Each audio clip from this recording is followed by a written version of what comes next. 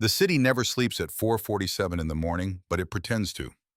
Chicago in late October carries a particular kind of silence, not peaceful but suspended, like the whole skyline is holding its breath before the weight of another day crashes down. The Aldridge Capitol Tower pierces that silence from 60 stories up its glass face, catching the last purple bruise of night. Before dawn bleeds it pale. From the street, it looks like ambition made permanent. From inside the service elevator ascending with the smell of industrial cleaner and old coffee, it looks like a sentence you serve for the rest of your life. Loretta Reeves had served 15 years in that sentence without complaint. She was 37 years old, built lean from work rather than leisure. Her hands roughened past the point where lotion made any difference.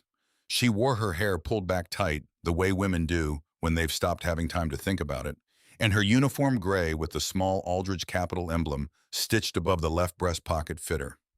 The way borrowed things always fit, technically correct, fundamentally wrong.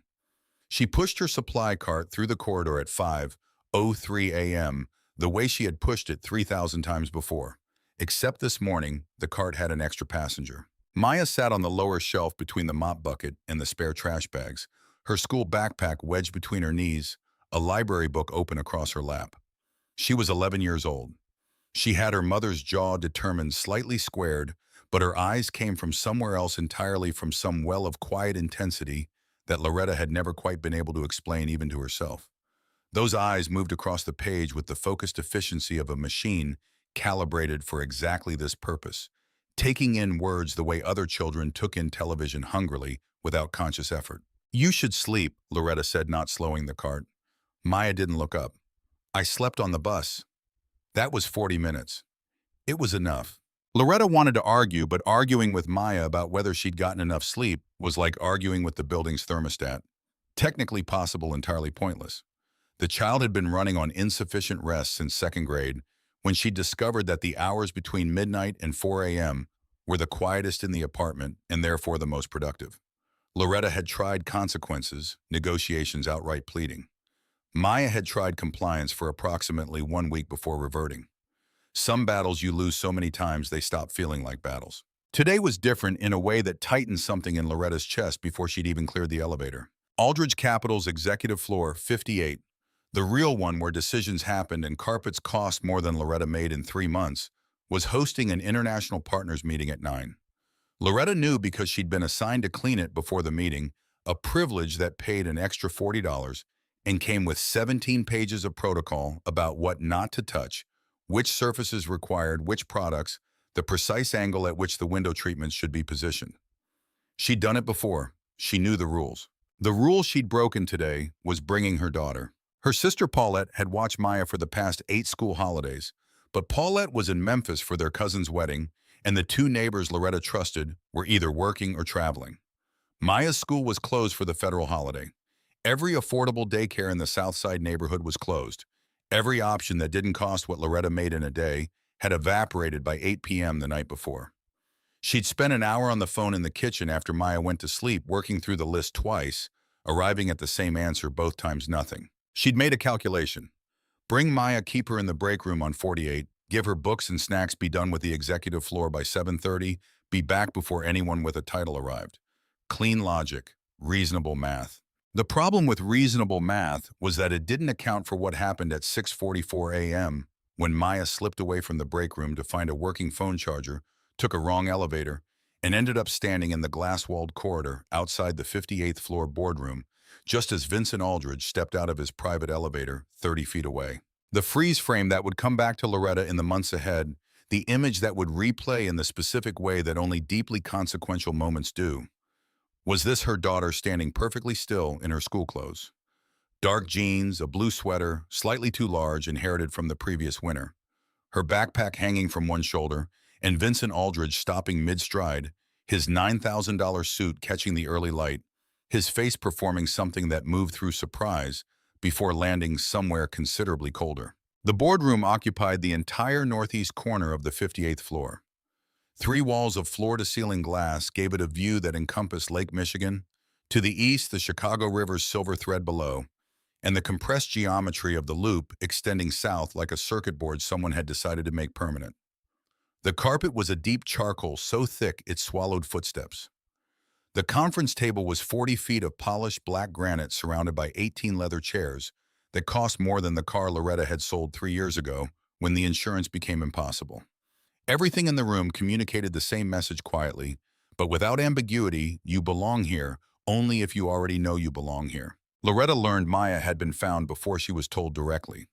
She heard it in the particular silence that fell on the cleaning crew's radio frequency, the absence of the casual back-channel chatter that normally filled the early morning hours, and then she heard it in the clipped voice of Gerald from security, who found her on 58 at 6:51. "Mrs. Reeves, Mr. Aldridge wants you in the boardroom."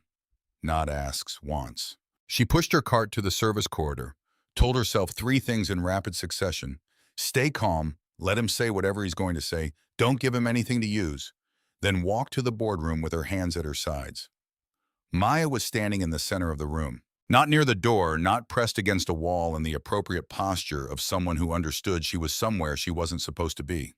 Standing in the center, her backpack still on her shoulder, her spine straight, her eyes moving around the room with the careful attention of someone taking inventory. Three other people occupied the space: Sylvia Montague in a cream blazer, her reading glasses halfway down her nose. Frederick Baum, silver-haired, his arms crossed, his expression somewhere between amused and professionally neutral. Ingrid Solberg, standing near the window with her coffee, watching Maya the way you watch something you haven't quite classified yet. All three were early arrivals for the 9 o'clock meeting, catching up on documents in the quiet before the full assembly. Vincent Aldridge stood at the head of the table. He was 6'2", built to suggest authority even before he opened his mouth, with the particular physical confidence of men who have never seriously feared being in any room they entered. His hair had gone silver in a way that his publicist had once described as distinguished in a Forbes profile that Loretta had read 2 years ago in a dentist's waiting room and thought about more than she should have. His watch alone, she'd overheard someone calculate it, once cost what she earned in 5 years. His face when he looked at Loretta carried the expression of someone who has found something unacceptable and is about to explain in careful detail exactly why. "This yours?" His voice didn't rise. Men like Vincent Aldridge didn't need volume. They had a different tool, the kind of flatness that communicates that your existence has not impressed them. Loretta kept her voice even. "Yes, sir, I apologize. She had nowhere to go today. My sister is out of town, all the regular." "I wasn't asking for the logistics." He cut her off. "The way you change a radio station. I was establishing ownership. This child was found alone on the 58th floor of my building on a morning when I have 3 international partners present." He let that sentence sit for a moment, not because it needed time to be understood, but because he wanted her to feel its full weight. "You brought her here. She was supposed to stay on 48. She wandered into a closed executive corridor." The flatness in his voice had acquired an edge. "On what grounds did you decide that this building, my building, was an appropriate substitution for childcare?" Loretta felt the heat of public correction rise at the back of her neck before it reached her face. The kind you can't argue with, because the surface of it is technically true, even when everything beneath the surface is more complicated than the person speaking understands or cares to. She said nothing. Maya said she didn't decide it was appropriate. The room shifted slightly, the way rooms do when the unexpected speaks. Vincent Aldridge turned his attention to Maya with the slow, measuring quality of someone recalibrating. Loretta's stomach dropped. "Excuse me." Not hostility yet.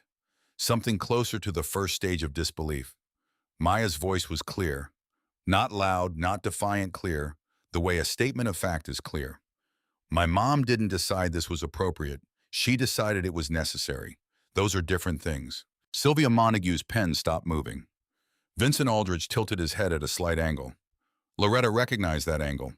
She'd seen it once before when a vendor had disputed an invoice at an executive meeting. She'd been cleaning around the small physical signal that preceded the particular variety of cruelty that dresses itself as reason. "Is that right?" he said. Not a question. "She tried 6 other options," Maya continued. "None of them worked. This was the only solution that let her keep her job. I was supposed to stay on a different floor. It was my mistake, not hers." "How old are you?" 11. A small, controlled sound left Vincent Aldridge's mouth, not quite a laugh, more the precursor to one, the vocalization of a premise before the punchline arrives. 11. You've appointed yourself your mother's legal representative. No, I'm explaining facts. Let me explain a fact in return.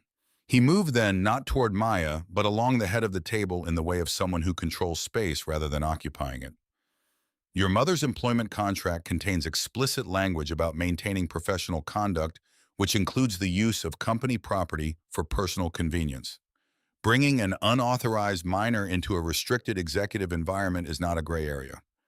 Loretta's hands were cold. Sir, I take full responsibility. Yes, he said. You do. Then he looked back at Maya, something shifting in his expression, not softened. Nothing that simple, but sharpened by a different kind of interest. What's your name? Maya. Maya. He repeated it the way some people repeat things they don't believe. Tell me something, Maya. Your mother does this, a gesture at the cart in the hallway visible through the glass wall broad enough to encompass everything it represented for a living. You think that gives you standing to correct me in my own boardroom? Maya looked at him steadily. Her voice didn't waver, but something in it changed, not louder but denser, carrying more weight per syllable. Honest work gives everyone standing. The silence that followed was different from the other silences in the room. Sylvia Montague set her pen down entirely. Frederick Baum uncrossed his arms. Ingrid Solberg turned from the window. Vincent Aldridge looked at this 11-year-old girl in her secondhand sweater, with her library backpack standing in the most expensive room she had ever entered, and his expression did something complicated. The coldness didn't leave.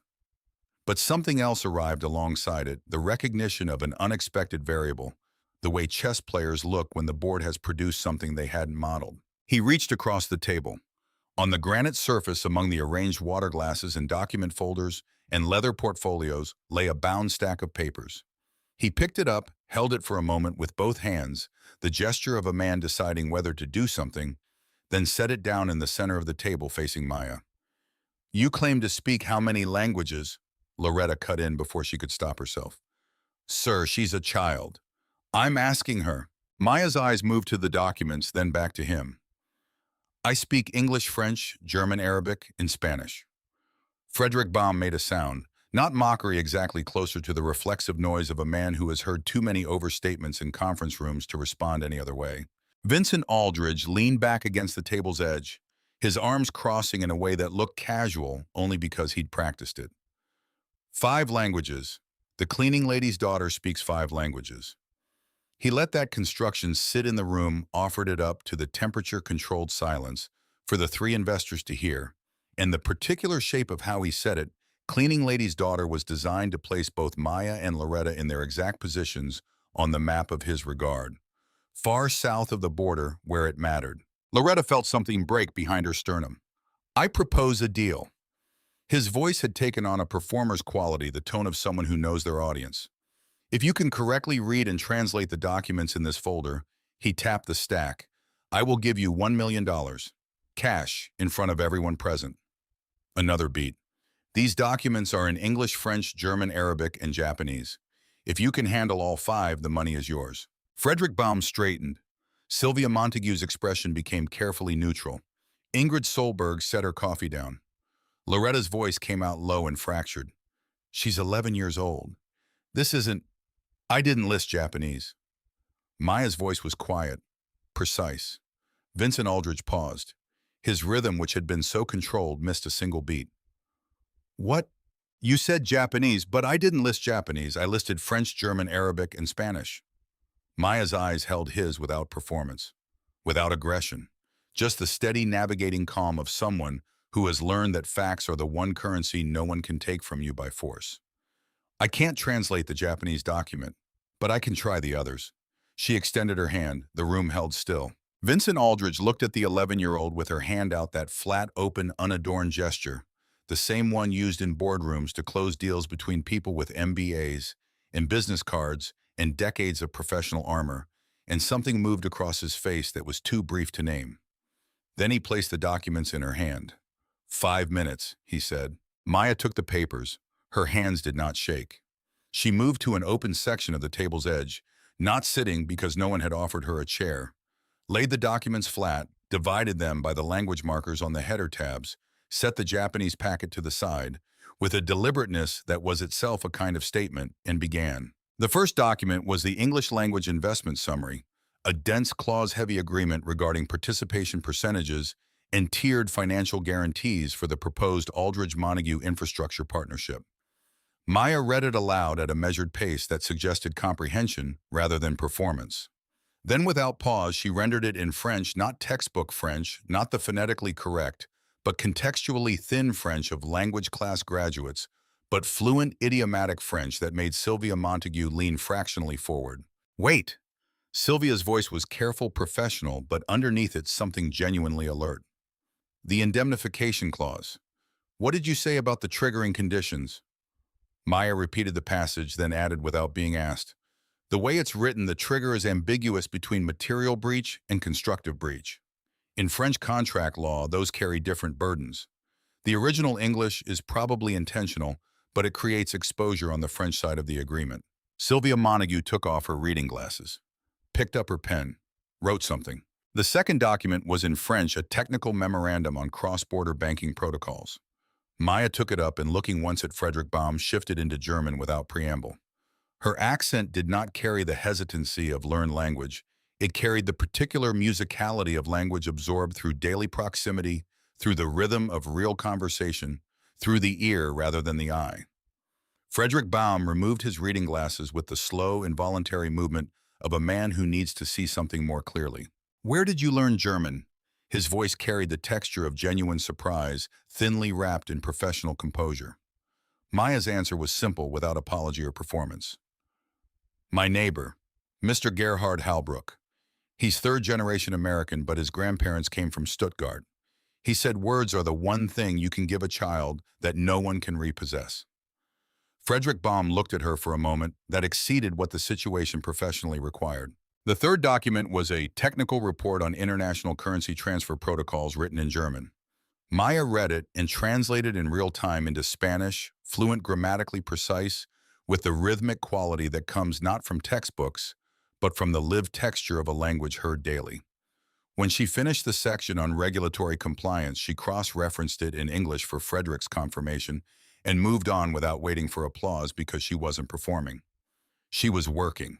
The fourth document was in Arabic, a letter of intent from an international partner joining the meeting by video conference. The man on the screen, whose name on the document header read Khalil Nassim, had been watching the proceedings with an expression that had traveled from skepticism through bewilderment into something considerably more engaged. When Maya lifted the Arabic document, she did something that made Ingrid Solberg set down her coffee. For the second time, she turned the page and read from right to left with the practiced ease of someone for whom the direction of text was not a learned adjustment, but a natural orientation. She translated into English as she read, clean and direct, and when she reached the third paragraph, a section on the importance of trust as a foundational business principle, she paused for exactly the length of time required to honor the line, then continued. Khalil Nassim leaned toward his camera. His voice came through the conference speaker with a quality that transcended the slight audio delay. Who is this child? He asked it in Arabic, directing the question at the room. Maya answered him in the same language without looking up from the document. I'm the cleaning lady's daughter. Your letter is beautifully written, Mr. Nassim, especially the paragraph about trust. I think the people in this room should read it more carefully. The silence after that sentence was not the silence of an empty room. It was the silence of a room full of people who have all simultaneously stopped performing neutrality. Vincent Aldridge had stopped smiling sometime during the third document. His face had passed through several configurations, amusement giving way to calculation, calculation to something harder, something that carried the quality of a man watching the floor, beneath a carefully constructed position, begin to shift. He still held his posture. He still occupied the room the way he always did. But something had been evacuated from the architecture of his confidence quietly without announcement. One document remained, the Japanese packet set aside. The last one. His voice had recovered its flatness, but it cost him something this time. Japanese, the language you admitted you don't speak. He let a breath of relief enter his posture, visible only because Loretta had spent 15 years learning to read the air in rooms where he moved. I suppose that ends the demonstration. Maya looked at the Japanese document for a long moment. Loretta, watching from the doorway where she'd stood immobile for the past 20 minutes, felt hope and dread occupying the same interior space. simultaneously hoped that somehow her daughter would produce a miracle dread, that the miracle had reached its natural limit. Maya set the document down. She picked up her backpack strap with one hand, not a retreat, a reorientation. Then she turned to Ingrid Solberg, who had spent the better part of a decade working from Tokyo before relocating to Chicago, whose professional biography included fluency in Japanese, listed in the third line of her corporate profile. Maya walked to her. She stopped 3 feet away and did something that no one present had expected, least of all Vincent Aldridge.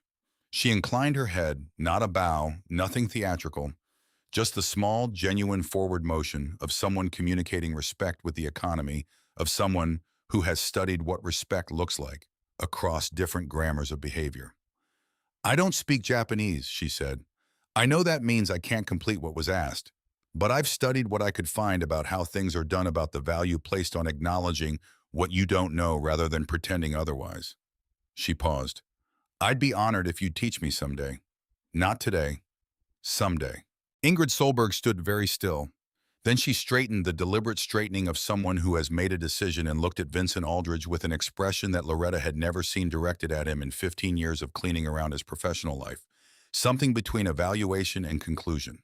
The face of someone who has run the data and arrived at a verdict. "I've spent 20 years in rooms like this one." Ingrid's voice was quiet, precise. "I've watched executives with Ivy League degrees and 40 years of experience refuse to admit they didn't understand something because the admission cost them too much to make." She looked back at Maya for a moment. "This child just demonstrated more intellectual courage than I've seen from most of the professionals I've partnered with. The knowledge gaps in her background are correctable. What she's showing right now isn't." Sylvia Montague rose from her chair.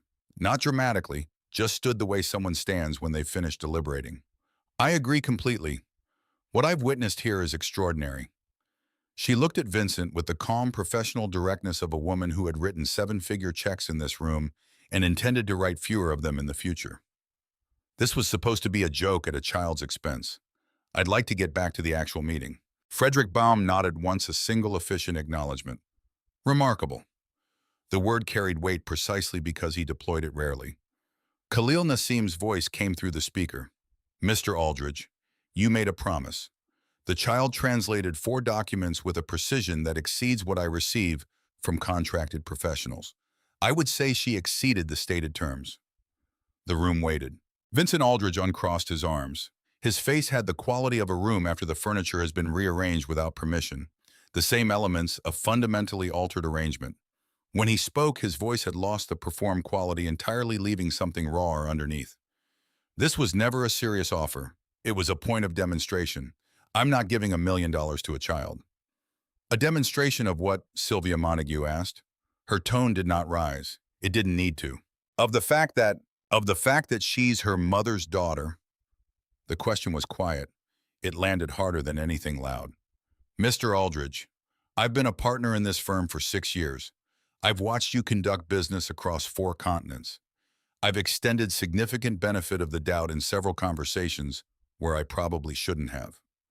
She closed her document folder with the clean, final sound of something concluded. "What I just watched you attempt to do was use a child as an instrument of her mother's humiliation. I want to be clear that I'm naming it precisely because I want you to understand I'm not confused about what happened here." The shame that moved across Vincent Aldridge's face was not the productive kind, not the kind that opens into reflection. It was the compressed, redirected variety, the kind that calcifies into something harder and surfaces later in forms that look nothing like its origin. Loretta recognized it. She had cleaned up after that kind of shame for 15 years. Vincent looked at Loretta. The look contained everything his words didn't need to say. She had worked for him long enough to read it fluently. "This is your fault, both of you, and you will understand exactly what I mean before this week is over." "Get your cart," he said. "Get your daughter. Leave this floor." Loretta took Maya's hand. Maya led her. They walked through the glass doors past the conference table with its 4 translated documents and 1 untouched Japanese packet, past the water glasses and leather portfolios, and the arranged dignity of a room that had just briefly contained something it wasn't designed to hold. In the elevator going down, Loretta kept hold of her daughter's hand. Maya looked straight ahead at the steel doors. After a long moment, she said, "I shouldn't have left 48." Loretta said nothing for 3 floors. Then no, you shouldn't have. I thought I had more time. Maya's voice was quiet, carrying the weight of a child old enough to understand consequence, but still young enough to believe understanding it retroactively changes something. You don't need to apologize to me.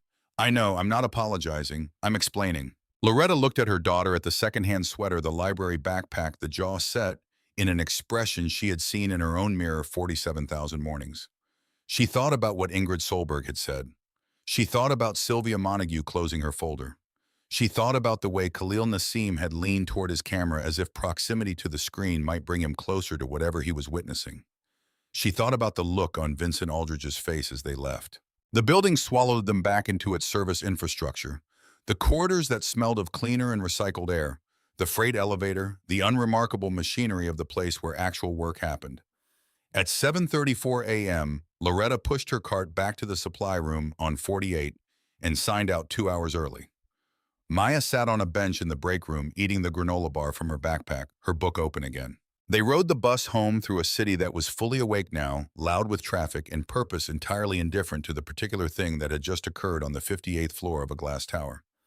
Maya fell asleep against the window, her backpack on her lap, her mouth slightly open, the library book sliding sideways across her knees. Loretta caught the book before it fell. She held it for the rest of the ride, looking at her daughter's face, the loosened piece of a child who has done everything she knew how to do and has now allowed herself for 40 minutes on a bus to put it down. Loretta thought about the photograph on Maya's desk at home, her mother Dorothea in a professional blazer standing before a building with a logo half visible in the background. She'd always change the subject when Maya asked about it. She thought about the words of the question she'd always deflected. What was Grandma doing there? The bus lurched forward through a light. Chicago moved past the windows in its usual organized chaos.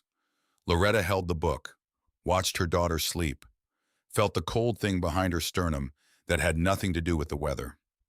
The day had the thin, bright quality of something ordinary that doesn't know yet what it has become. She didn't know it yet either. She found out at 9:47 p.m. She was in the kitchen, Maya long asleep in the back room, when her phone lit up with a number she recognized as Aldridge Capital's main HR line. She stared at it for 3 full rings before she answered. The voice on the other end was professional, unhurried, thoroughly insulated from what it was doing. Ms. Reeves, this is personnel. You're being contacted to inform you that your employment with Aldridge Capital is terminated effective close of business today. Your severance documentation will be available for pickup at the Employee Services window on Monday. Please return your access card and uniform items at that time. Loretta didn't speak. Ms. Reeves, do you understand? I understand. Her voice came out steady. She didn't know how. 15 years. A pause.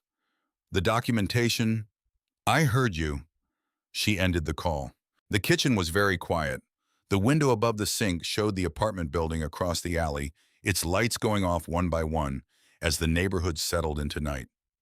Through the wall, she could hear nothing from Maya's room, the deep, even silence of a child sleeping without knowledge of what had just been taken.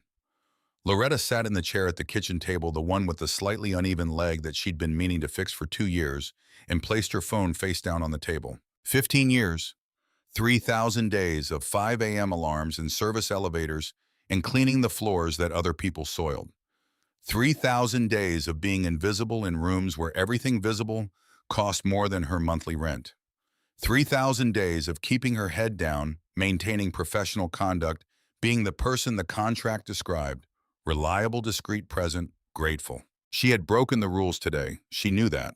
She'd made the calculation, and the calculation had been wrong, and she owned that with the clarity of someone who has spent a lifetime being honest with themselves about what is and isn't their fault. But the thing that sat in the center of her chest in that quiet kitchen wasn't guilt. It was something harder. It was the knowledge that Aldridge's look in the elevator, that compressed, redirected, calcified thing, had nothing to do with the rules she'd broken. Rules were the instrument, not the motive. The motive was standing in his boardroom in a secondhand sweater and refusing to be diminished. Loretta looked at her phone on the table. She turned it back over. She looked at the time. She thought about the rent due in 2 weeks, the gap in her savings that she'd been closing slowly for 18 months, the winter coming, Maya's new school requiring materials she hadn't bought yet. Then she got up, went to Maya's doorway, stood for a moment looking at her daughter asleep in the narrow light from the hallway. Maya's face at rest looked like a future. Specific, possible, uncompromised. Loretta went back to the kitchen, turned off the light, sat in the dark for a long time, and said nothing to no one.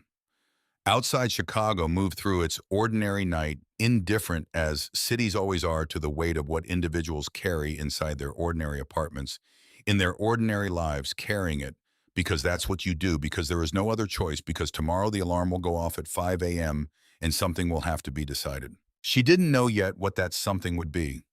She only knew that her daughter had stood in a room full of powerful people and told the truth without flinching, had offered her limitation without shame, had asked to be taught instead of pretending to know, and that every person in that room except one had looked at this child and seen exactly what she was.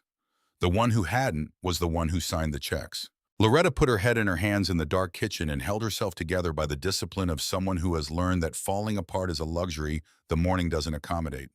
Tomorrow was coming. She was still going to be standing in it. The days after a termination have a texture that no one warns you about. It isn't the dramatic collapse that movies suggest, the sudden unraveling, the cathartic breakdown that leads cleanly into the next chapter. It's quieter than that, more corrosive. It's the 5 a.m. alarm going off because your body hasn't learned yet that there's nowhere to be, the habitual reach for a uniform that isn't hanging where it used to hang, the slow arithmetic of a refrigerator that empties faster than it fills. Loretta Reeves learned this texture over the first week with the thoroughness of someone who has no choice but to become an expert. She was methodical about the search, the way she'd been methodical about everything for 15 years. She made lists, updated her resume at the public library on 63rd Street, rode the bus to interviews in clothes that were professional, without being expensive, answered questions about her employment gap with the careful honesty of someone who has decided that the truth plainly told is the only version of events she can sustain across multiple tellings. She had references. She had an unblemished work record spanning a decade and a half.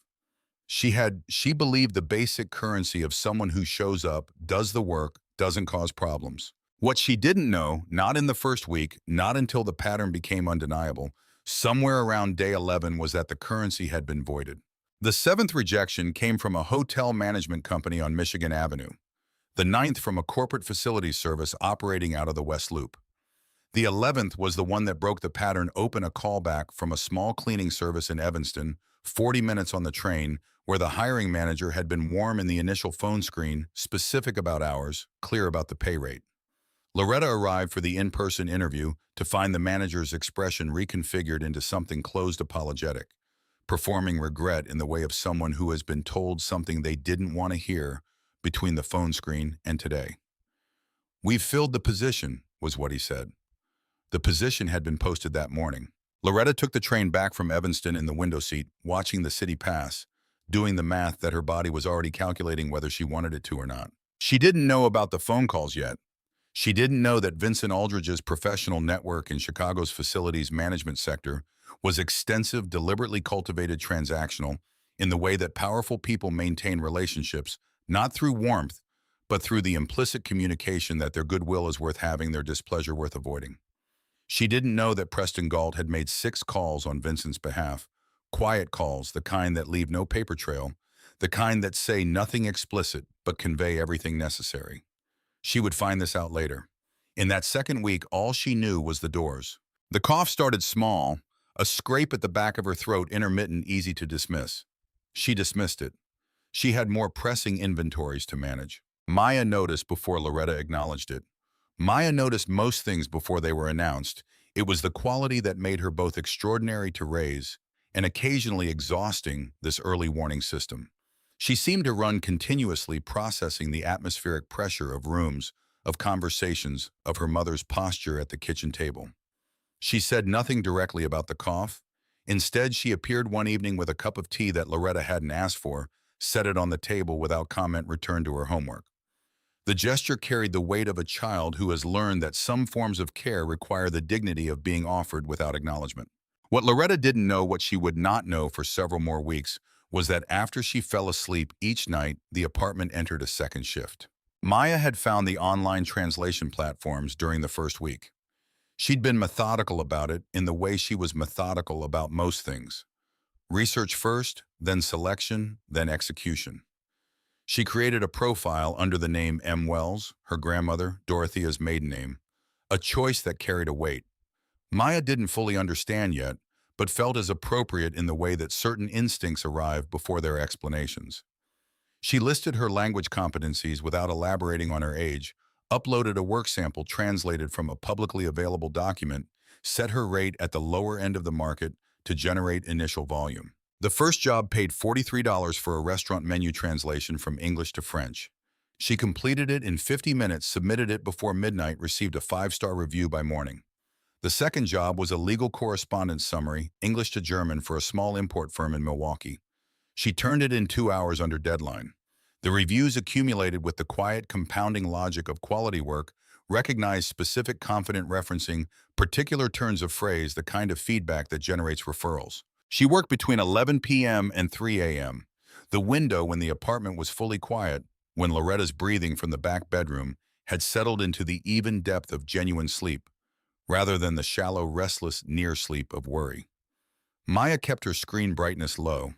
She did her homework first every night because she understood without being told that slipping at school would surface questions she wasn't ready to answer. She slept 4 hours. She was 11 years old. The money moved through an account that required more explanation than Maya's age permitted, which was a problem she'd solved with the help of Mrs. Hendricks in apartment 4C, 71 years old, retired postal worker, who had known Loretta since Maya was an infant. Maya had asked her directly with the combination of transparency and purpose that characterized her approach to most problems. I need an adult to hold a bank account for me. The money is mine. I'm earning it legally. My mom can't know yet. Mrs. Hendricks had looked at her for a long, assessing moment, then agreed on the condition that she was told what the money was for. When Maya told her, the old woman was quiet for a breath, then said, "You're exactly like your grandmother." Maya didn't know enough about her grandmother yet to know what that meant. She filed it. The cash appeared in the apartment in small, explicable increments. Groceries that Loretta assumed came from the emergency fund she didn't know was already depleted, a bill that she thought she'd paid that turned out to already be covered. When Loretta asked directly, Maya said she'd been helping a classmate with assignments for spending money. The half-truth had the structural integrity of something Maya had tested for weaknesses before deploying, checkable in theory, plausible in practice, specific enough to satisfy a tired mother who wanted to believe the manageable explanation.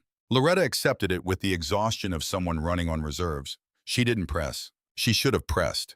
Not because Maya was doing anything wrong, the choice was genuine, the execution careful, the motive irreproachable. She should have pressed because the weight Maya was carrying was the kind that children shouldn't carry alone, the kind that leaves a residue even after the crisis passes. But Loretta was 43 days into unemployment. Her savings were 3 weeks from zero. The cough had stopped being deniable. The rent was due. The winter had arrived without the courtesy of delay, and pressing right, then required a reserve of energy she couldn't locate. The video appeared on a Tuesday. Maya was in school when it hit. She found out during lunch from a classmate who showed her on a phone 43 seconds of boardroom footage shot through the glass wall from an angle that suggested a camera positioned in the corridor, capturing the tail end of the French translation, the full German exchange, the Arabic, reading the moment with Ingrid Solberg. The video quality was good enough to read expressions. Vincent Aldridge's face in the final 15 seconds was perfectly legible. The classmate said, "That's you." Maya looked at the screen for a long moment. The view count in the corner read 2.3 million. The timestamp showed the video had been uploaded 14 hours ago. By the time school let out at 3:15, the count was over 12 million. By midnight, it had crossed 47 million across platforms, with repost chains running through professional networks, parent communities, labor rights organizations, language education forums, international business publications. The comments range from the incandescent to the forensic people tagging employment lawyers, others identifying Vincent Aldridge by name, corporate journalists pulling his professional history within hours of the initial upload. The hashtag that emerged and held wasn't clever or designed. It was just the words people kept reaching for independently. Who paid her? Sylvia Montague issued a statement through her firm's communications office that same evening. It was 4 sentences precise, carefully lawyered, ending with, "The conduct I observed was inconsistent with the standards to which I hold my professional relationships. Frederick Baum's office released nothing but canceled his firm's scheduled meetings with Aldrich Capital's team the following morning. Ingrid Solberg published a brief essay on her professional profile, 4 paragraphs about intellectual humility and leadership, containing no names requiring no names that was shared 80,000 times in the first 6 hours. Khalil Nassim from his office overseas sent a single message to Vincent Aldridge's office. Through official channels, his firm was withdrawing from the proposed partnership, pending a reassessment of cultural alignment. The message was 4 sentences. 3 of them were procedural. The 4th said simply, "The girl was right about trust." Vincent Aldridge's losses in 72 hours exceeded $300 million in potential contracted revenue. This was the number that his communications team would spend the following weeks trying to reframe as projections, rather than losses, a distinction that satisfied no one with genuine financial literacy.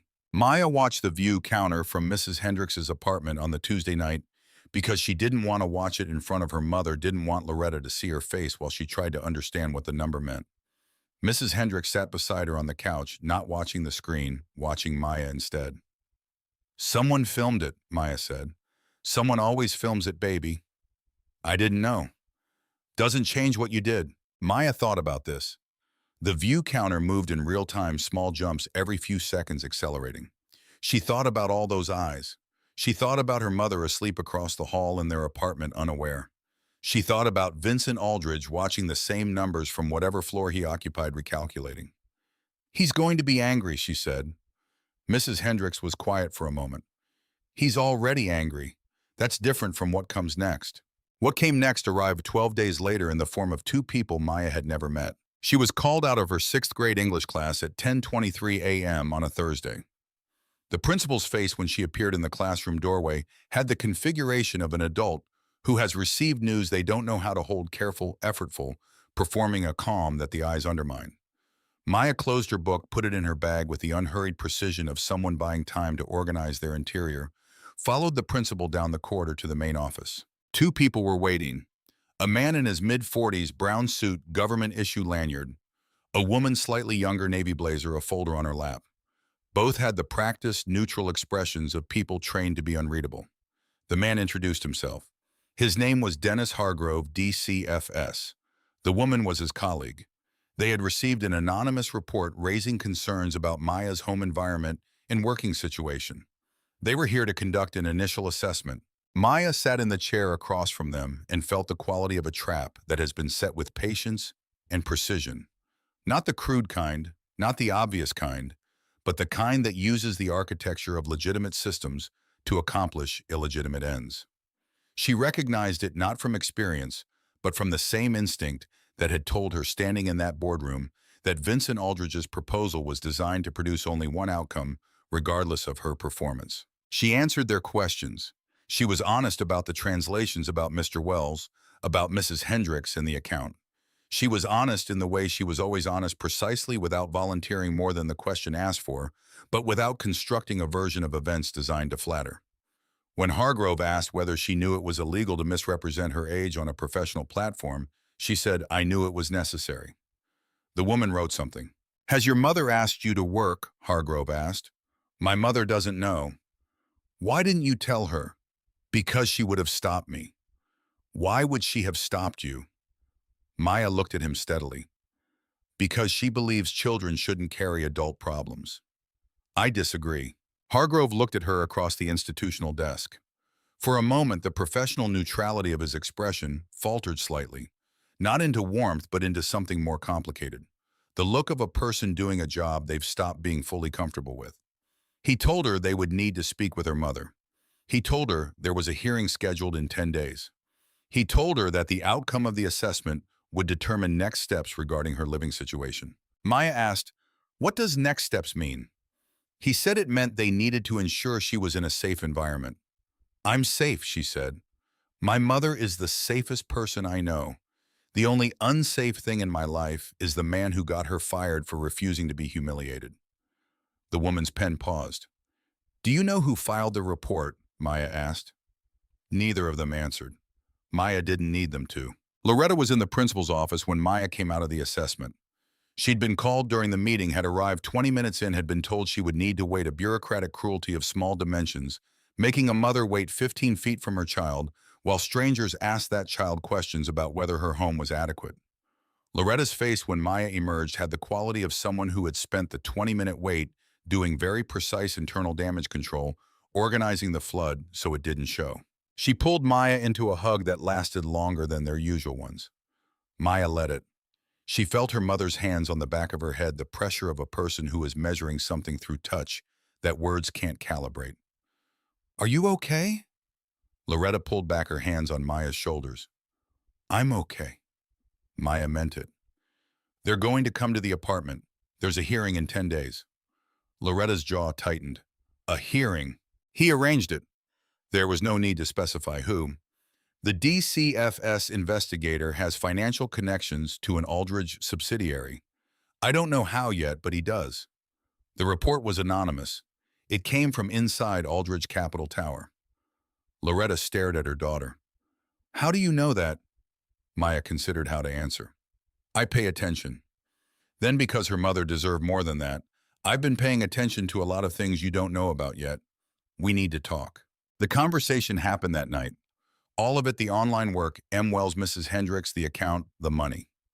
Loretta listened with the focused, contained stillness of someone managing their reactions in real time, processing and restraining simultaneously. When Maya finished, the silence lasted for what felt like a full minute. "You've been working until 3 in the morning." Loretta's voice was not loud. Loudness would have been easier. "Yes." "For how long?" 6 weeks. Loretta put her hand over her mouth, took it down. "You lied to me." "I didn't tell you the full truth. I didn't lie." "Maya, I know the difference." Maya held her mother's eyes. "I know it doesn't feel like a difference from where you're sitting. I'm sorry for that. I'm not sorry for the work."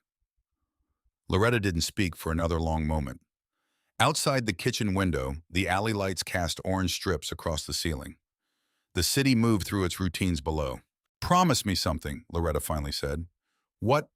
"Promise me that if I had known, you would have told me." Maya thought about this with the seriousness it deserved. "I would have told you eventually.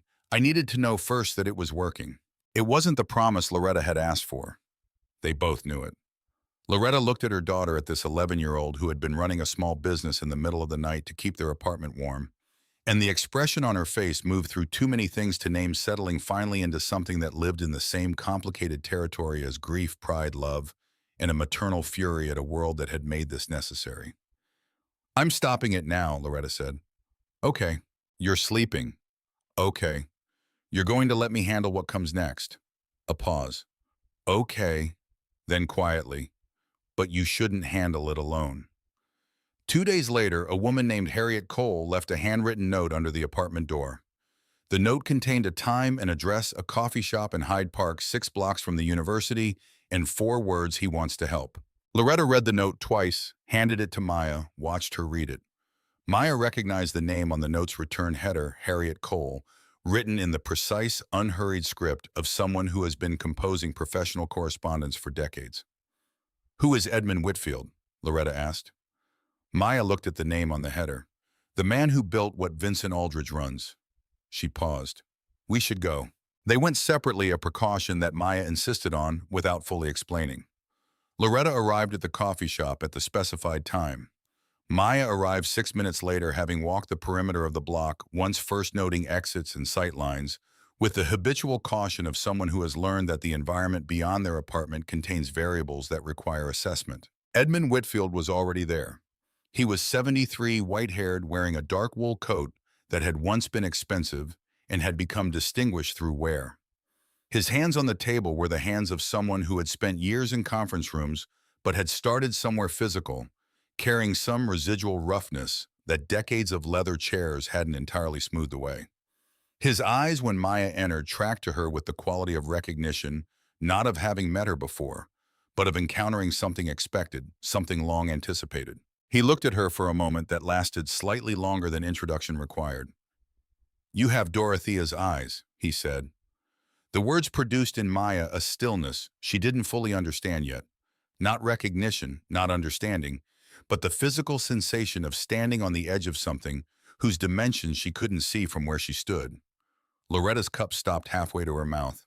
Edmund looked at Loretta, then the look shifting into something more complicated, carrying weight that had been accumulating for decades. I know this isn't the way this should begin. There are things I should have said long before this meeting. I'm aware of that.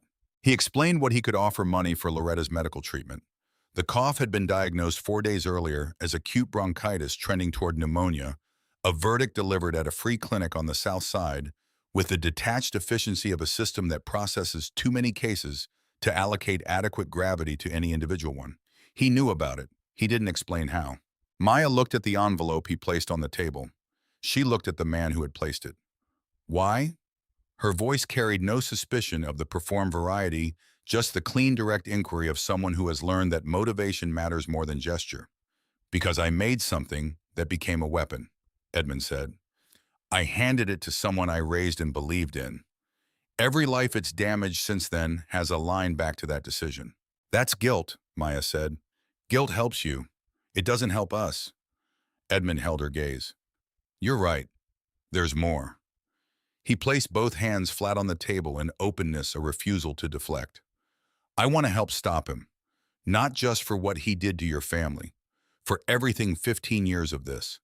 But I can't do it from inside my own past. I need someone the world is already watching. Loretta looked at her daughter. Maya looked at Edmund. We'll take the money for the treatment, Maya said. The rest requires more conversation.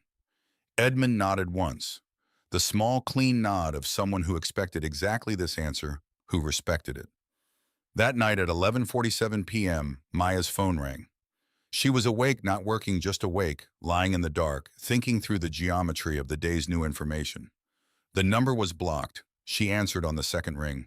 The voice was female, measured, deliberate, carrying the quality of someone who has rehearsed precision rather than warmth. Maya Reeves. Maya sat up. Yes. Ask Edmund Whitfield about 1985.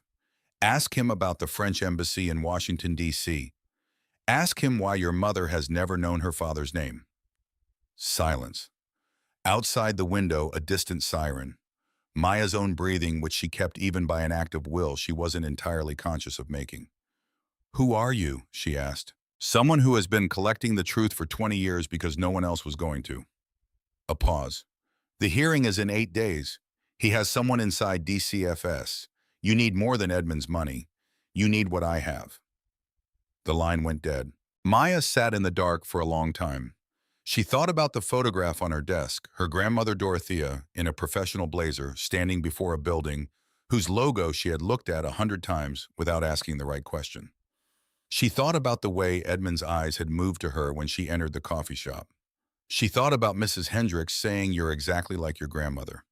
She thought about the way her mother had always changed the subject when the question of her grandfather arose, not with distress, but with a blankness that had always seemed less like pain than like a door with nothing behind it.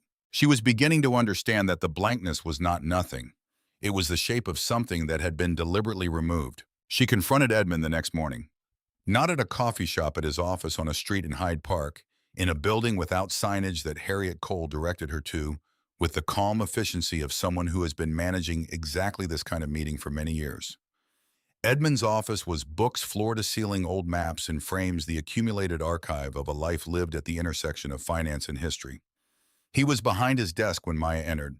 He read her face before she spoke. She asked him about 1985. She asked him about the French embassy in Washington, D.C. She asked him directly without softening the question, "Is my mother your daughter?" The color left his face. He was silent for a period that Maya counted internally because she needed something to do with the part of her mind that was moving very fast through implications. Then he closed his eyes, then he opened them. Your grandmother Dorothea was a professional interpreter, he began. She worked at the French embassy in Washington from 1984 to 1988. She was extraordinary in the way that some people are extraordinary, not because they've cultivated it, but because they arrived that way. He paused. We met in 1985. I was 33. I was married. Maya listened. She did not move. She never told me she was pregnant. I found out afterward through channels I'm not proud of. I hired someone to find out, which is its own kind of violation. By the time I knew Loretta was 2 years old, Dorothea had made it clear through her silence that she had made her decision about how to raise your mother. His voice had lost its composure somewhere in the middle of that sentence, not dramatically, but in the way of a controlled structure, meeting sustained pressure. I told myself I respected her choice. I was lying to myself. I was relieved to be allowed to step away, and I dressed that relief as honor. Maya held everything in her chest and let it be heavy without putting it down. Vincent Aldridge knew. It wasn't a question. Edmund's expression answered it anyway.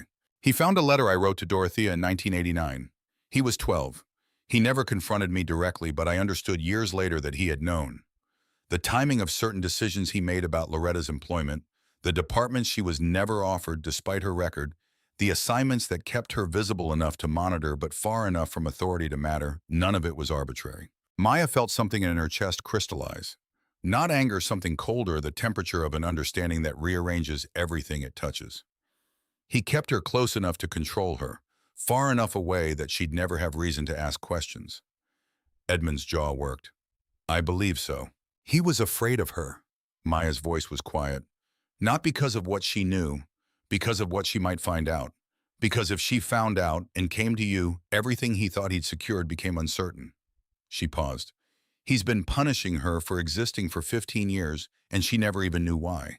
Edmund looked at his granddaughter because that was what she was, the word arriving in his mind with the weight of a thing that has been true for 11 years without being acknowledged, and the expression on his face was the ruin of a man who has just fully inhabited the consequences of his oldest cowardice. What do I do? He asked. The question was not rhetorical. It was the genuine inquiry of someone who has run out of the architecture of self-sufficiency. Maya looked at him for a moment. Outside, Chicago moved through its mid-morning rhythms. There's a woman, she said. She called me last night. She's been collecting evidence for 20 years. She paused.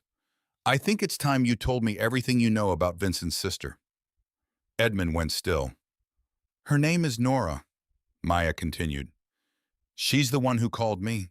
She said she has what we need. She held his eyes.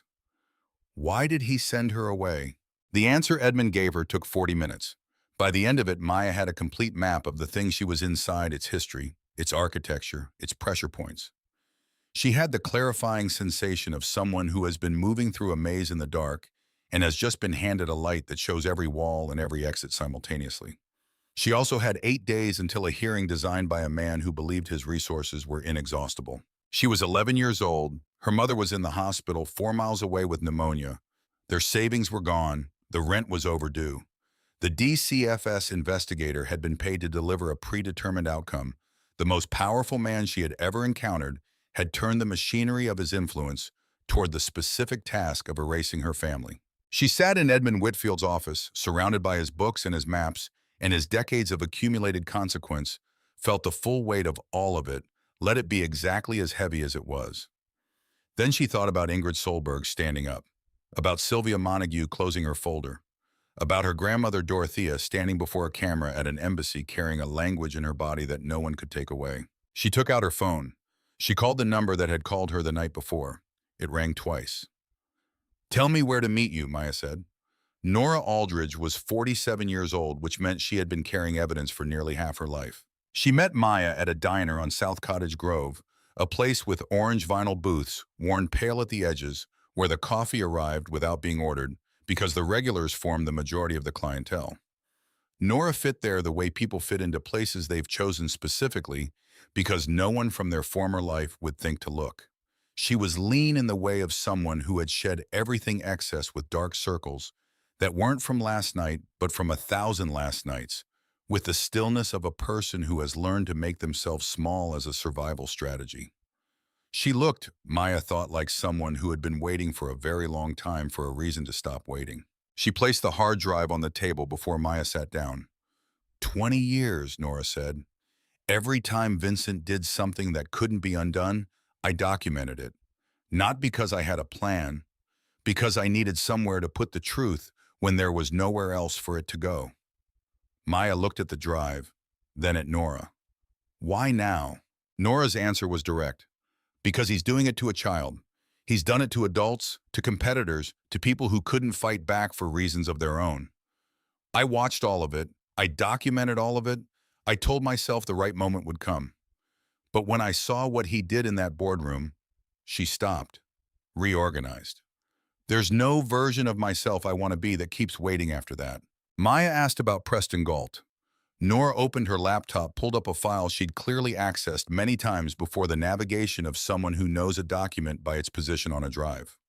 The records showed 3 years of monthly transfers from an Aldridge Capital subsidiary to a personal account registered in Galt's wife's name. The amounts were not enormous, modest enough to pass as something else, large enough to constitute a salary for services rendered. The service's periodic cooperation with outcomes in cases involving Aldridge Capital's interest cases that touched on labor disputes, regulatory assessments, family services reviews. Cases exactly like this one. He has a pattern, Maya said. He has a system, Nora corrected. A pattern implies inconsistency. Vincent is never inconsistent. The DCFS hearing was in 6 days. Edmund had engaged a lawyer, a woman named Patricia Voss, 62 years old, who had spent 30 years in family law, with the reputation of someone who walked into predetermined outcomes and walked out with different ones. She reviewed the Galt documentation that night with the focused quiet of someone cross-referencing against a mental inventory she'd been building for decades. By the following morning, she had filed 2 motions and made 1 phone call to the DCFS regional director that Loretta never heard, but whose impact she would feel. The hearing date didn't change, but the assignment of the lead investigator did. Dennis Hargrove was quietly removed from the case 3 days before the scheduled date, replaced by a senior assessor from the Northern District with no financial relationship to any Aldridge entity. The anonymous report was flagged for origin investigation. The case's internal classification shifted from priority to standard review, which in the language of the system meant the predetermined outcome had lost its predetermined quality. Loretta learned this from Patricia Voss in a phone call on a Thursday, sitting in her hospital bed with an IV in her left arm and Maya in the chair beside her. The room was small, clean, utilitarian in the way of public hospital rooms, everything functional, nothing decorative. Loretta had been admitted 4 days after the coffee shop meeting with Edmund, when the bronchitis completed its migration into the left lobe of her lung with the finality of something that had been given too little attention for too long. She was responding to treatment. The doctor used the word responding with the careful professional optimism of someone who means it but wants to leave room for honest revision. What Loretta understood completely was that she was 41 days into unemployment, hospitalized with pneumonia. Her daughter was managing more than any child should be required to manage. There was an active government investigation into whether her home was adequate, and somewhere in a building she had cleaned for 15 years, a man was watching all of it with the satisfaction of someone who believes he has written the ending. When Patricia Voss finished explaining the hearing changes, Loretta was quiet for a moment. Then, he's still going to fight it. He's going to fight everything, Patricia confirmed, but the terms just changed. Vincent had moved faster than any of them had tracked. On the 4th day after Nora made contact with Maya, he called a press conference. Not at Aldridge Capital Tower at the Chicago Athletic Association, a choice that communicated something about how he perceived the occasion. Not a defensive action, but a performance. He arrived with 4 lawyers, his communications director, a thick folder of documents, and the bearing of a man who has decided that offense is the only architecture left to him. Maya watched it on Harriet Cole's laptop in Edmund's office, seated beside Edmund, with Nora standing at the window and Loretta connected through a tablet propped against a stack of books. Still in the hospital, her IV line visible at the edge of the screen. Her expression carrying the controlled fury of someone who is lying down, while the fight she should be standing in continues around her. Vincent spoke for 12 minutes. He used the word conspiracy 11 times, which Maya counted not because the count mattered, but because counting was what her mind did with information it needed to process without reacting too prematurely. He presented the folder of documents assembled, he claimed, over months of investigation as proof that Edmund had engineered the viral video, had been planning to regain Aldridge Capital through manufactured public sympathy, had used his illegitimate granddaughter as an instrument of that campaign. He said illegitimate granddaughter with a particular emphasis designed to strip both words of their weight through repetition. Maya noticed. She filed it in the category of things that would cost him. Then visibly he hesitated. Something in his composure cracked just enough to be visible to someone watching for it. A micro-recalibration, a glance toward the edge of the room that lasted half a second longer than confidence would require. He knows Nora is involved, Maya said. Edmund's jaw tightened. He's not certain, Nora said from the window, her voice flat. He suspects. He's always suspected I was watching. He just never believed I'd act. She turned from the window. He underestimated me the same way he underestimates everyone he isn't afraid of. A pause. That's been his most consistent mistake. The coalition assembled that night in Edmund's office. Edmund Maya Loretta via tablet, Sylvia Montague in person, Frederick Baum joining remotely, Ingrid Solberg in person, Nora with the hard drive, Patricia Voss with her briefcase, Harriet Cole with coffee that no one touched. The room had the atmospheric density of people who have each been carrying separate pieces of the same weight for different lengths of time, finally in the same place, at the same time, finally able to set it down collectively. The plan was Maya's. Not formally, no one passed her a gavel or asked for a presentation. It emerged from the conversation the way decisions emerge when one person in a room has done the most complete thinking, gradually, then completely through a process of others realizing they're agreeing with a direction that has already been established. The press conference would be at the Chicago Press Club, 6 days hence the morning of the DCFS hearing, beginning 2 hours before it. Sequence mattered. If the public testimony came first, the hearing's internal assessor would enter it already knowing the context, already holding a frame that Preston Galt's removal had cleared the space for. Patricia Voss confirmed that sequencing was permissible, that no procedural rule required the hearing to take precedence. Nora would present the documentary evidence. Her 20 years. The metadata showing Vincent's documents had been created 71 hours before his press conference. The financial records linking Galt to the Aldrich subsidiary. The phone records pulled through channels Nora described only as long-standing, showing the calls Preston Galt had made on Aldrich's behalf to the companies that had turned Loretta away. Edmund would identify himself publicly. This was the element he'd been building toward, the thing that required the most internal excavation to arrive at, because it meant acknowledging everything he'd declined to acknowledge for nearly 4 decades. He would do it not as an act of nobility, but as the minimum requirement of honesty at a stage in his life where the cost of continuing the alternative had exceeded what he was willing to pay. Maya would speak last. Patricia Voss outlined a concern professionally without editorializing. Maya was 11. The press conference would be national, possibly international. The exposure, the scrutiny, the permanence of public record, had she considered the long-term implications for a child? Maya looked at her. The long-term implication of doing nothing is that he wins. I've considered that longer. Patricia wrote something in her legal pad. Whatever she wrote, she didn't argue. Loretta was discharged from the hospital the morning of the press conference. She signed herself out 4 hours before the medical team's recommended window against the careful objections of the attending physician, with the calm finality of someone who has processed the risks and decided the calculus falls elsewhere. Harriet Cole was waiting with a car. Loretta got in wrapped in a coat over her hospital discharge clothes, her face carrying the pallor of someone operating on determination rather than physical resource, her eyes carrying something that had nothing to do with illness. Maya met her outside the Chicago Press Club with a precision that suggested she had been tracking her mother's transit from the hospital in real time. They stood on the sidewalk for a moment, facing each other in the thin November light. Loretta put both hands on Maya's face. "You don't have to do this," Loretta said. Not as a discouragement, as an offering, the acknowledgement that choice still existed. "I know," Maya said. "That's why it matters that I'm choosing it." Loretta's hand stayed for a moment. Then she folded her daughter into her, the pressure of the hug containing everything she didn't have the language for, which was most of it. Maya held on for the exact duration required, then stepped back. "We need to go in," she said. The press club's main room held 200 people. Every seat was occupied. Camera positions lined the back and both side walls, representing outlets whose combined reach exceeded 40 countries. Outside on the sidewalk, visible through the room's front windows, a crowd had gathered that blocked the adjacent street. People holding signs, people with phones recording the exterior of the building. People who had driven or taken trains from other states because what they'd seen in a 43-second video 6 weeks ago had made them feel something they'd decided was worth showing up to defend. Vincent arrived with his lawyers 40 minutes after the coalition took their seats. He entered through the side door, which had been his plan, a controlled entrance designed to manage the optics of timing. What he hadn't managed was the sight of Nora sitting at the presentation table. He stopped. The stop lasted less than 2 seconds. His legal team registered it, recalibrated, continued moving. Vincent continued moving.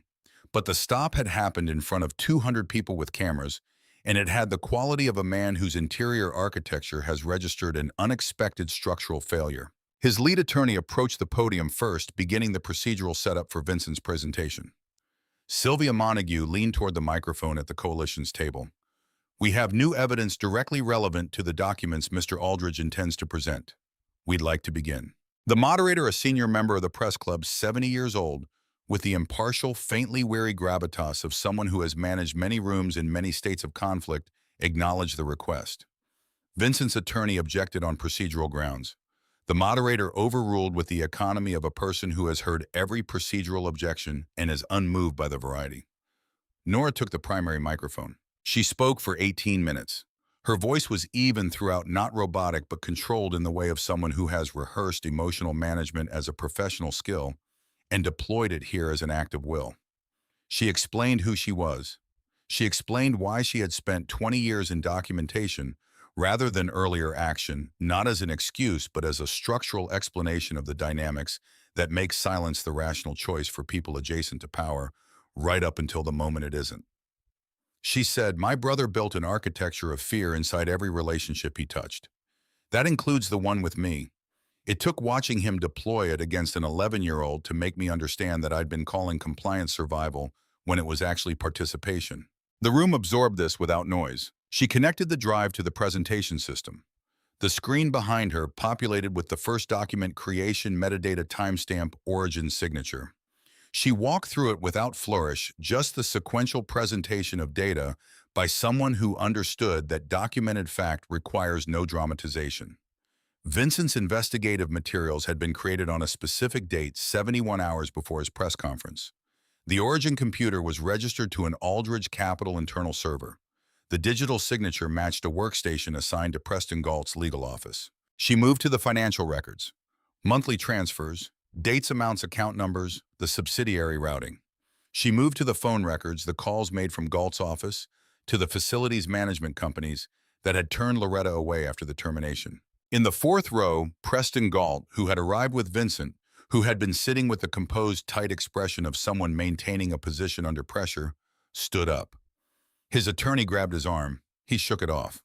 The room turned. His voice, when it came out, had the cracked, pressurized quality of something released rather than spoken. "I want to cooperate with any federal investigation. Everything on that screen is accurate. I acted under direction. I have documentation of those directions." He looked at Vincent. The look contained the entirety of a relationship's dissolution in a single glance. "I'm not going to prison for decisions I was told to make." The room erupted. The moderator called for order 3 times before achieving it. Vincent Aldridge stood at his table. His face had the quality of someone who has run every available calculation and arrived at the same answer from every direction. His composure didn't shatter. Men like Vincent don't shatter publicly if they can avoid it. It receded. The performer left the room while the man remained, and the man stripped of performance looked considerably older. Edmund took the podium next. He identified himself, his history with the company, his relationship to Vincent, his responsibility for what Vincent had been given the tools to become. He spoke without the prepared formality of public communications, in the unpolished, effortful voice of someone transmitting something true rather than something crafted. When he reached the part about Dorothea and Loretta, he stopped. Once looked at the ceiling for a moment, returned. "I made a choice 38 years ago that I understood as pragmatic," he said. "I have spent the years since discovering that every pragmatic choice you make at someone else's expense eventually presents its full invoice." He paused. "I'm not asking for absolution. I'm stating a fact for the record in front of everyone present. Loretta Reeves is my daughter. Maya Reeves is my granddaughter. What happened to their family is a direct consequence of my cowardice. That belongs on the record." Loretta, in the chair beside Edmund's now empty seat, kept her gaze forward. Her jaw was set. Her hands were in her lap. Whatever she was holding it with both of them. Maya walked to the podium. The room had not fully quieted from Edmund's remarks. It quieted now, not because she gestured or waited, but because something about her presence produced that response, the same quality that had silenced the 58th floor boardroom 6 weeks earlier. The room contracted around her attention.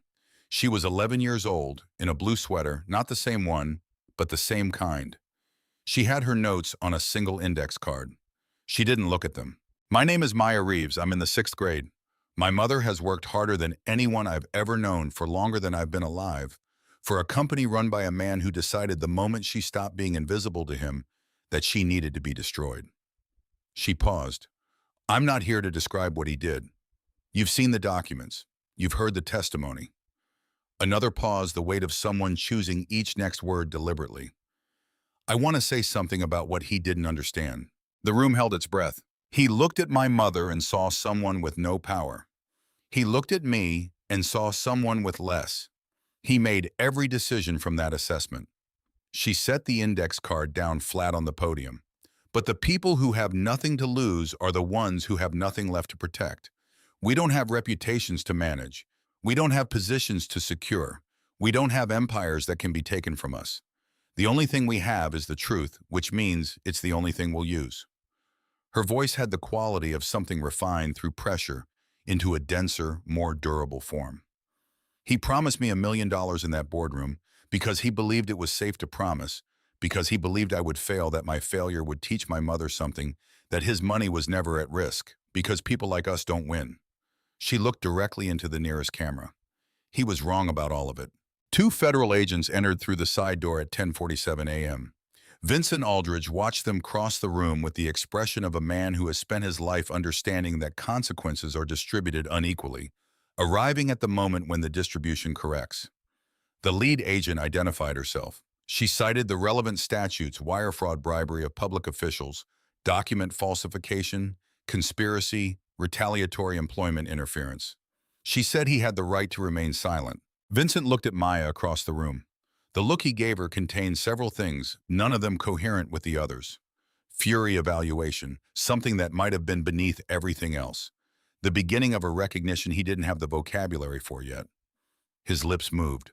Whatever he started to say, he didn't finish. The agents were professional. The room was very loud. Maya stood at the podium and watched it without moving, the way you watch a storm from inside a structure you've confirmed will hold. The DCFS hearing that afternoon lasted 40 minutes. The senior assessor reviewed the case file, now reflecting Galt's removal. The flagged anonymous report, Nora's documentation of the pressure campaign that had left Loretta unemployable for 6 weeks. Patricia Voss presented the medical updates on Loretta's treatment and prognosis. The evidence of Maya's academic performance maintained throughout the crisis, the documented support network of Mrs. Hendricks, Edmund, Harriet Cole. The assessor asked 3 questions, listened to the answers, made notes. The case was closed. The home was assessed as adequate. The anonymous report was formally designated as retaliatory in origin, which triggered a secondary investigation. Maya and Loretta walked out of the building into November air that tasted improbably like relief. Loretta stopped on the sidewalk. She looked at her daughter. She looked up at the sky, which was the flat gray of a Chicago November, entirely unspectacular. Not the kind of sky that appears in moments of significance, the way that films suggest. Just the ordinary sky of an ordinary city on a day that had contained extraordinary things. I would like, Loretta said carefully, to sleep for approximately 1 week. Maya took her mother's arm. The doctor said 2. They walked to Harriet Cole's car together. Loretta moving with the deliberateness of someone who is still recovering. Maya matching her pace without comment, the way she had been matching her mother's pace for as long as she could remember. The federal investigation took 14 months. The scope expanded 3 times as documents led to other documents, as Galt's cooperation unlocked records that Nora's archive had only partially covered, as the architecture of 20 years of practice violation was mapped in full. 14 former employees came forward during the investigation, each with a version of the same story: contradiction, exposure, erasure. Workers who had questioned irregular practices. A manager who had refused to sign off on falsified safety documentation. A financial officer who had reported a discrepancy and lost her career inside a month. Each of them had believed for years that what had happened to them was isolated, personal, an outcome of their own insufficient caution. The investigation produced among its many functions the relief of people learning that the pattern they'd lived through was a system rather than a fate, that it had been designed, that it was documented, that it was ending. Khalil Nassim, contacted by federal investigators during the discovery process, provided testimony about the meeting and its aftermath that proved significant in establishing the pattern of retaliatory conduct. In a statement released through his firm, he noted, "What I witnessed that morning was a child who understood the documents better than the lawyers who drafted them. What I watched happen afterward was a man attempting to destroy that child's family for the offense of having made him feel small." He paused the proceedings long enough to ensure that statement entered the record. Vincent Aldridge was sentenced to 25 years in federal prison. The sentencing judge in her remarks noted the particular aggravation of the retaliatory campaign against a single-parent household, calling it a deliberate deployment of institutional power against the least resourced members of this community, carried out not in service of any legitimate business interest, but in response to wounded vanity. The courtroom was full. Loretta was in the second row. Maya sat beside her. Edmund sat beside Maya. It was the first time the three of them had occupied a room together with nothing left to conceal. Preston Galt received 8 years. His cooperation had earned the reduction. His documented history of repeated compliance had limited it. He surrendered his law license the morning of his sentencing before the court required it, which was widely noted as the most professionally dignified thing he had done in 10 years. The Aldridge Capital assets frozen during the investigation were liquidated through a process that took 18 months. The disbursement went first to the 14 employees and their families, who had come forward then to a broader class of workers, identified through employment records, as having experienced retaliatory terminations over the preceding decade. The amounts varied. None of them were sufficient to replace what had been taken. All of them were acknowledgments that the record had been corrected. The court ordered $1 million in direct damages to Maya Reeves as the named party in the retaliatory campaign that had initiated the federal case. The order cited her age, the severity of the harm, the documented intentionality of the conduct. When the disbursement letter arrived, Loretta placed it on the kitchen table, and they both looked at it for a long time. "What do you want to do with it?" Loretta asked. Maya had thought about this since before the sentencing. She had been thinking about it in some form since the night she'd stayed awake watching the view counter climb from Mrs. Hendricks's couch, trying to understand what 47 million eyes meant when they were looking at you. "I want to start a foundation," she said, "for kids who have what I have but not what I have." She paused, working through the formulation. The language, the ability to pay attention, the things that came from neighbors who had nothing to give but time. Kids who are exactly where I was but don't have the right room to stand in. She looked at her mother. "I want to name it for Grandma." Loretta was quiet for a moment. "She never knew you." "I know." Maya looked at her hands on the table. "But I know her, through the photograph, through what Edmund told me, through the fact that she stood alone with something true and didn't compromise it." She met her mother's eyes. "That's a name worth carrying."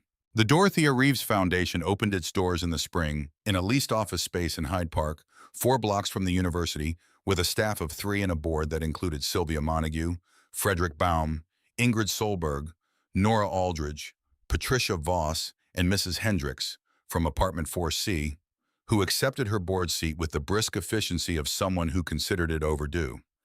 Nora donated her portion of the contested Aldridge estate money she had declined to touch for 20 years entirely to the foundation's scholarship endowment. Edmund came to the opening. He stood in the back of the small room during the brief ceremony, watching his granddaughter describe what the foundation would do with the precision she brought to every communication, clear, specific, without performance. He had the expression of a man who has arrived somewhere too late, but has arrived which is different from not arriving. Loretta saw him across the room at one point.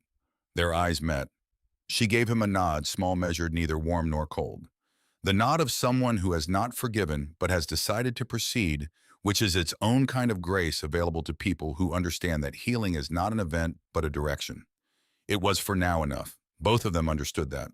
After the ceremony, Maya found Edmund at the refreshment table standing with his coffee, looking at the photographs on the wall, images of Dorothea that Loretta had found in a box in the apartment's back closet, pictures of a woman at the French embassy in Washington, at a conference table surrounded by officials in a park, somewhere with the unguarded expression of someone who has, in that moment, put down everything she is normally required to carry.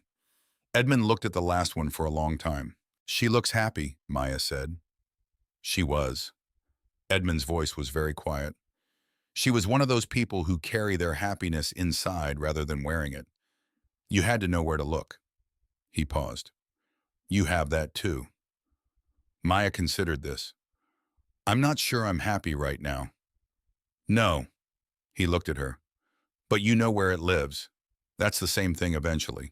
The letter from the federal prison arrived 6 months after the sentencing. It came in a plain envelope, Vincent Aldridge's inmate number in the return address corner.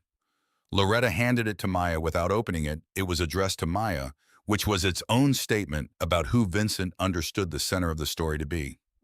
Maya opened it at the kitchen table with her mother sitting across from her. She read it once, then again, then set it flat on the table. The letter did not open with an apology. It opened with a statement: "I'm not writing to ask for forgiveness because I understand I haven't earned the right to ask for it." What followed was 4 pages in handwriting that had the quality of someone who had written draft after draft before arriving at this version, slightly pressed, slightly careful, the script of effort rather than flow. He wrote about the letter he had found in Edmund's desk at age 12. He wrote about what it had felt like to read it, the fear of a child who has just discovered that his place in his family's architecture is less certain than he'd believed. He wrote, "I want to be clear that I am not explaining this to excuse anything. I am explaining it because I spent 40 years constructing an explanation that blamed everyone except the 12-year-old who decided that fear was a reason to hurt people. It wasn't. There is no version of that equation that balances." He wrote about Dorothea, about the photograph in Edmund's study that he had studied for years, the one of a woman at the French embassy looking at the camera with the composure of someone who knows something others don't. He wrote, "I hated her for existing. I hated your mother for the same reason. I hated you for compounding it by being exactly what you are." He paused in the letter. There was a visible gap in the handwriting, a place where the pen had been lifted. "What you are is a child who told the truth in a room full of people who had spent their careers arranging the truth to suit themselves. I had every resource in that building on my side. All you had was what you knew, what you'd learned from neighbors who gave you their languages because it was the only thing they had. I had every advantage except the one that mattered." He wrote about the 12-year-old boy who had read a letter he shouldn't have read and made the first of 1,000 choices from that single fear, and how a single moment can replicate itself across a life, producing consequences that extend far beyond anything the moment deserved to generate. He wrote, "I built an empire on the premise that controlling what others can access protects you from what you're afraid of losing. I want you to know that it doesn't. It just delays the accounting." The last paragraph said, "I don't expect to be remembered charitably. I expect to be exactly what I am, the example of what power does when it operates without conscience. If that example is useful to you in any way, you're welcome to it. It's the only thing I have left to give." She folded the letter, put it back in the envelope, held the envelope for a moment. "What does it say?" Loretta asked. Maya thought about how to answer. She thought about the 12-year-old in Edmund's study reading something he shouldn't have read, making the first of 1,000 choices from that single fear.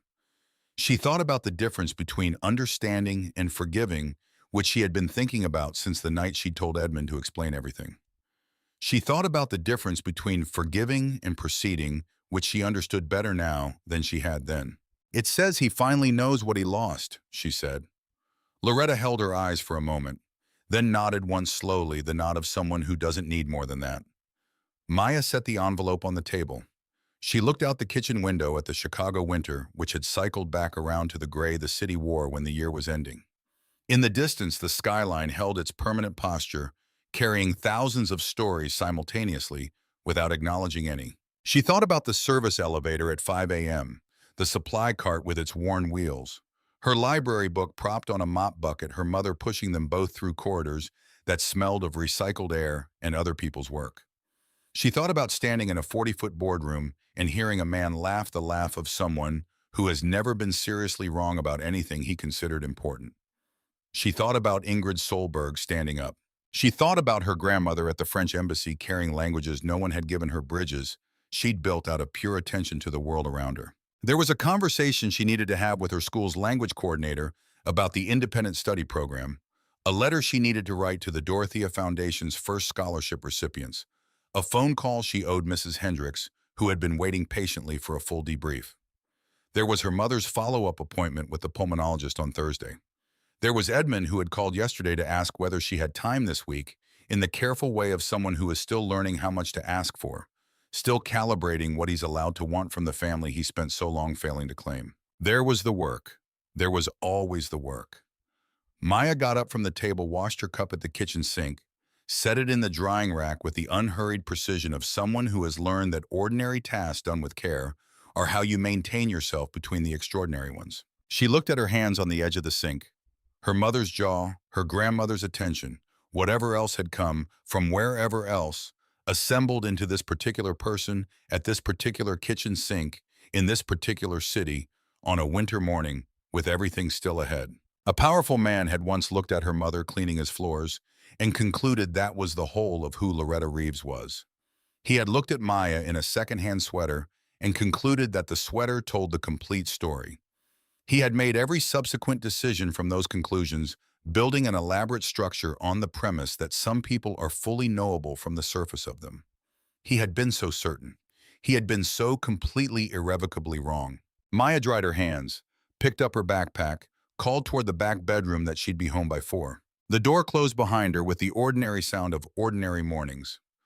Outside, Chicago moved through its usual December motion, purposeful, complicated, alive, in the way that cities are alive when millions of individual lives move through them simultaneously, each one carrying something the others can't see. The skyline caught the light the way it always did, turning cold into something that looked from a distance almost warm. She walked toward this bus stop with her head up, the posture of someone who has learned that the world is large, but not ultimately larger than the truth you carry inside it. The bus was already there. She ran the last half block, caught it, found a seat by the window. The city moved past. She watched it with the focused, open attention of someone who has learned that you can miss what matters most by looking only at what's directly in front of you. That sometimes the important thing is in the peripheral. In the detail you almost didn't notice, in the language of a room that reveals itself only to those who've taken the trouble to learn how to listen. She listened. She watched. The bus moved forward through the morning.